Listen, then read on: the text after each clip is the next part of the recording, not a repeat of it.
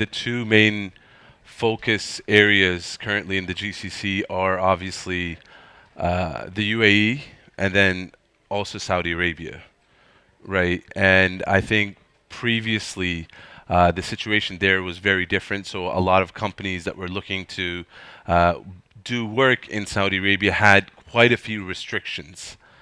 And so we'll go through what does it mean to do business in Saudi, what does it mean to set up in Saudi, and a little bit on the opportunities in the kingdom as well.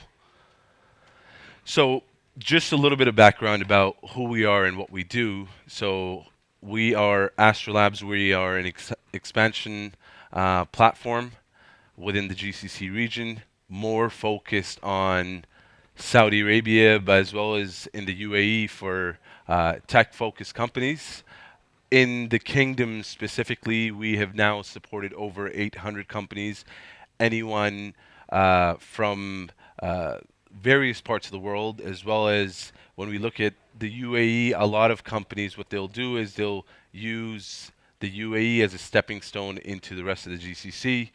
Um, Within the marketing advertising side as well. Now, in terms of what it is that we're providing, so our focus when it comes to Saudi Arabia is how do we help companies from various parts of the world be their bridge for them to be able to enter the kingdom, right? And what that includes is obviously how do you get your company set up? So company formation, recruitment. So a part of setting up in Saudi Arabia is also you need to hire X number of Saudi nationals.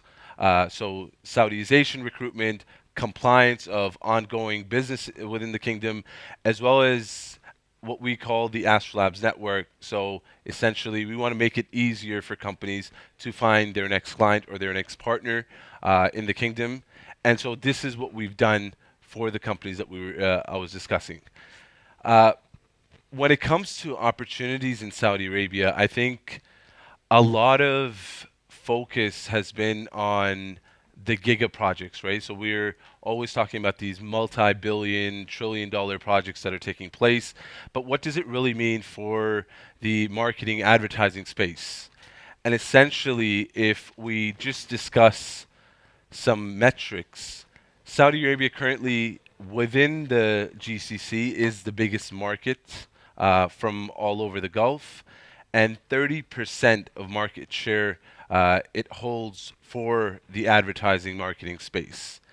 And so, with this point, I think it's very important to note that who are the regulators? So, when it comes to setting up an entity in Saudi, the reason what we've seen is companies will go in with a little bit of intent, right? So, unlike the UAE, for example, where you can come in as an individual and start up like generally the barriers to entry are quite low.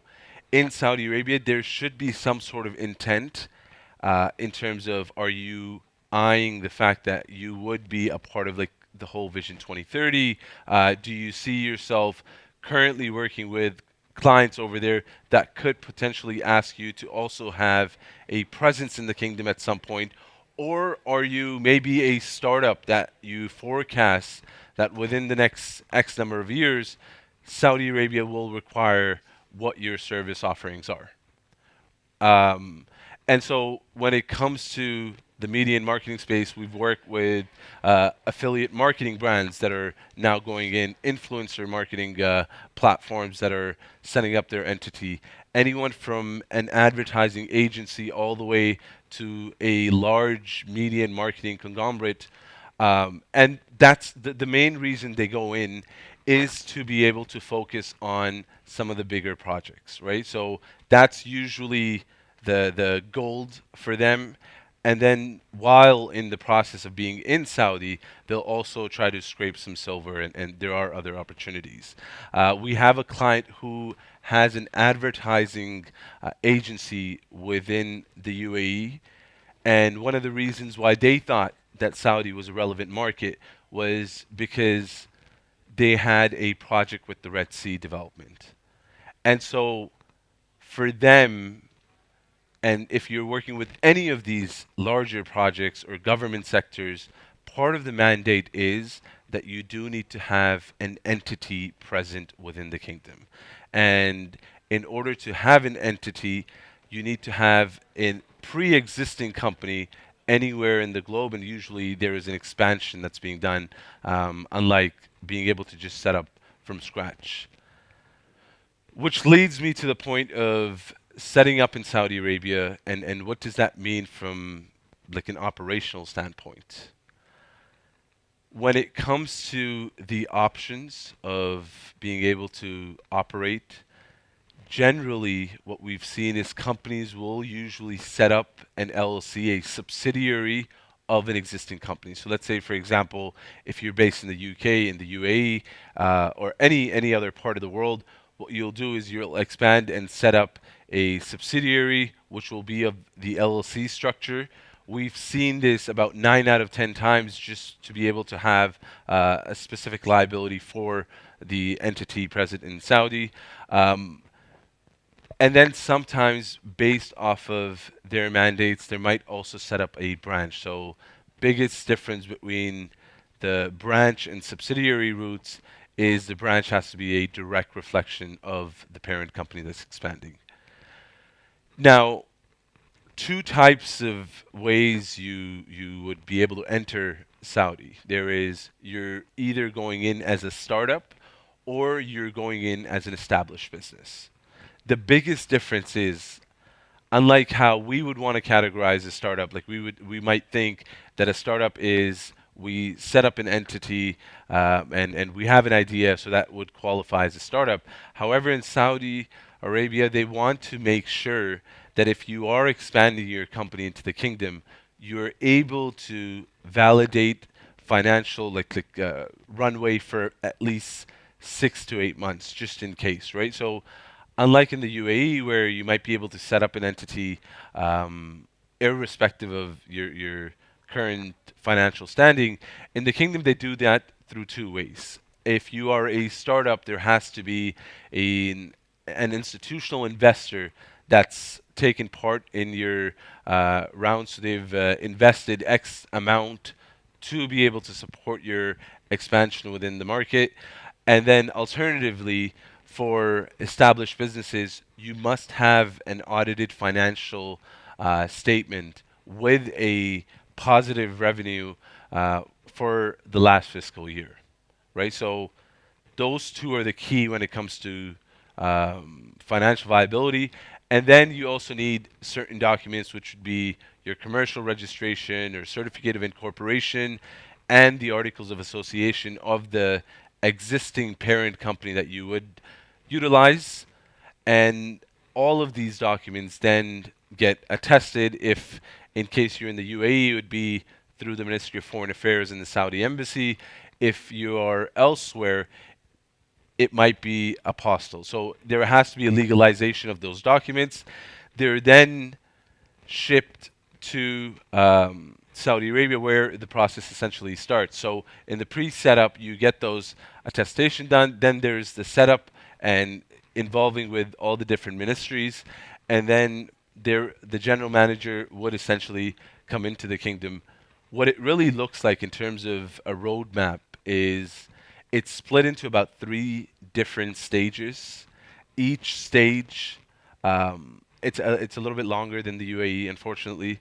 Each stage takes about a month to be able to complete. Um, in stage one is where the initial licensing takes place. So anything from the 100% foreign-owned license all the way to being able to get the local commercial registration within the kingdom. This takes place within the first month. Mind you, this is all taking place post the documents being legalized. In stage two is where you're getting the company operational. So the GM, so there needs to be an assigned general manager for the entity within the first stage. When the articles of association for the Saudi entity are being drafted, you do need to specify one kind of executive person who is leading the on-ground operations. They could be responsible from anything from like leasing land on behalf of the company all the way to operating the bank account on behalf of the company. So in stage two is where the GM, their visit is being planned. So their visas, and then the tax registration for the entity.